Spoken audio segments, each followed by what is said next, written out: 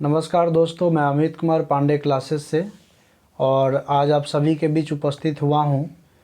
एक चैप्टर जो अभी चल रहा है मोमेंट इन एनिमल्स, इसको लेकर मोमेंट इन एनिमल्स में मैंने आपको मैं आपको बता चुका हूँ कॉकरोच के बारे में कि कॉकरोच में मोमेंट्स कैसे होता है।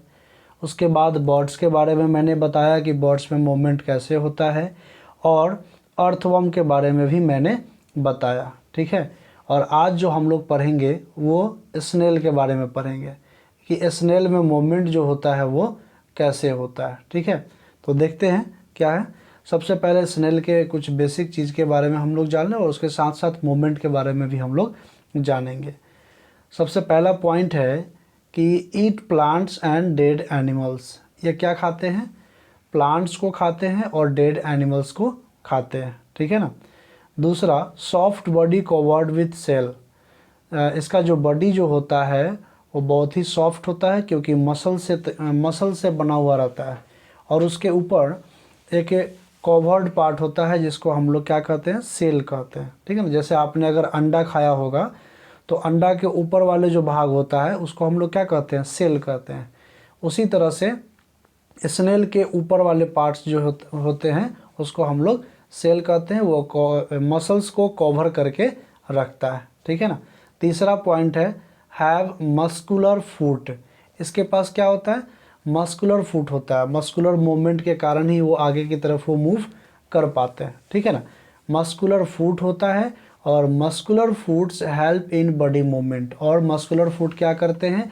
बॉडी मूवमेंट करने में इन्हें मदद करते हैं। ठीक है ना।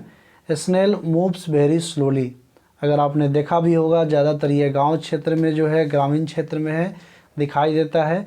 आपने गेस किया होगा कि स्नेल जो होता है बहुत ही स्लोली धीरे धीरे जो है वो मूव करता है, जैसे अर्थवर्म मूव करता है। ठीक है ना। अर्थवर्म भी क्या है? वो भी मसल से तैयार है, और ये हमारा स्नेल जो है ये भी मसल से तैयार है। तो मसल्स का अट्रैक्शन और फिर फैलाव जो होता है उसके कारण जो है इसमें मूवमेंट होता है। तो इस कारण से जो है ये थोड़ा सा स्लो मूव करते हैं। ठीक है ना। एक और चीज़ हम लोग जान लें जो आपने अभी तक जाना नहीं हुआ। ठीक है ना। जैसे outer shell of the snail is made of calcium carbonate. अगर आपने स्नेल देखा होगा, इसको हम लोग हिंदी में घोंघा भी कहते हैं। ठीक है ना। तो स्नेल अगर आपने देखा होगा तो उसके जो अपर पार्ट जो होते हैं जिसको हम लोग सेल कहते हैं, वो कैल्शियम कार्बोनेट से बना हुआ रहता है। ठीक है ना। तो ये सब चीज़ के बारे में हम लोगों ने अभी देखा। चलिए थोड़ा सा इसका फ़ोटो देख ले ताकि और अच्छा से आपको समझ में आ जाए। ठीक है, ये रहा, देखिए। ठीक है, ये आपका स्नेल है। ये आपका उसका बॉडी पार्ट्स, जो ऊपर वाला जो पार्ट्स है ये रहा, है ना, जो मैंने आपको बताया कि इसको सेल कहा जाता है। सेल, ठीक है ना। सेल क्या है? Protect the snail from the heat and the enemies. ये सेल क्या करता है? एनिमीज से और हीट से प्रोटेक्ट करता है, क्योंकि मसल्स होता है, अगर इस पर अधिक गर्मी पड़ेगी, अगर अधिक हीट मिलेगी तो क्या हो जाएगा? ये इसका मसल्स जो है वो डैमेज हो जाएगा। तो इस मसल्स को बचाने के लिए इसके ऊपर जो होता है ये सेल का इस्तेमाल किया जाता है। और मैंने आपको ये बताया कि ये सेल किस चीज़ से बना होता है? कैल्शियम कार्बोनेट से बना हुआ होता है। ठीक है ना। ये इसका फुट है, पैर, ये पैर है इसका। ठीक है ना। मतलब इसी के मूवमेंट के कारण जो है ये आगे की तरफ मूव करता है। Foot is a muscular organ coated with a layer of mucus. Mucus से कोटेड होता है, और यहाँ पर फुट है, ये पैर है, जिसके कारण इसमें मूवमेंट जो है वो होता है। बहुत ही स्लोली होता है, धीरे धीरे होता है। ठीक है ना।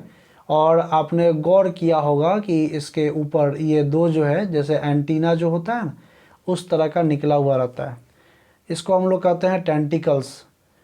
Have eyes on their tips. इसके जो टिप्स होते हैं अपर वाले पार्ट्स में, ये जो टिप्स होता है इसमें आँख जो है स्नेल का पाया जाता है। ठीक है। तो उम्मीद है आपको स्नेल के बारे में समझ में आ गया होगा। फिर हम लोग आगे बढ़ते हैं, जो पढ़ना है फ़िश के बारे में। ठीक है ना। थोड़ा सा फ़िश के बारे में हम लोग जानते हैं। फ़िश आपने देखा भी होगा और खाया भी होगा। ठीक है ना। तो फिश में मूवमेंट कैसे होता है उसके बारे में थोड़ा हम लोग जान लेते हैं। उसके बॉडी स्ट्रक्चर के बारे में पहले जानेंगे, उसके बाद फिर उसके मूवमेंट के बारे में हम लोग जानेंगे। क्या है सबसे पहला पॉइंट है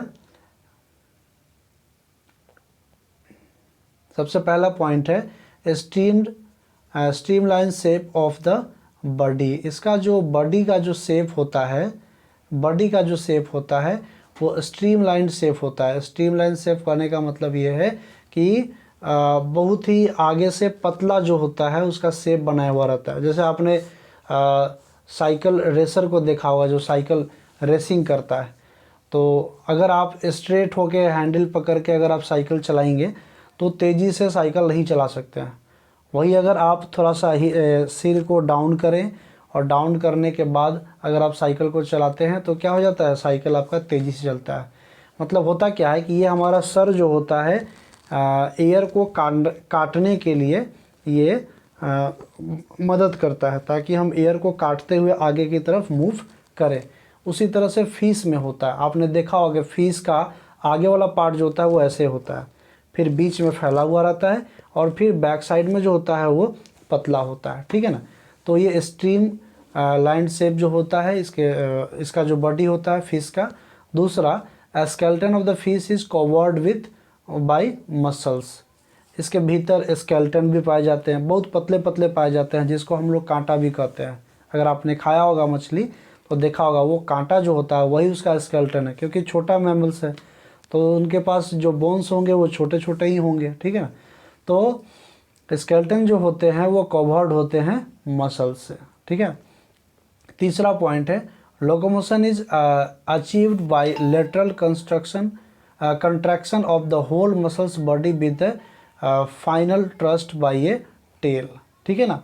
लोकोमोशन कैसे इसमें होता है, by lateral contraction of the whole muscular body, ठीक है ना। मतलब ऐसे साइड से कंट्रैक्शन, मतलब बॉडी को बार बार जो है मूव करना, ठीक है ना।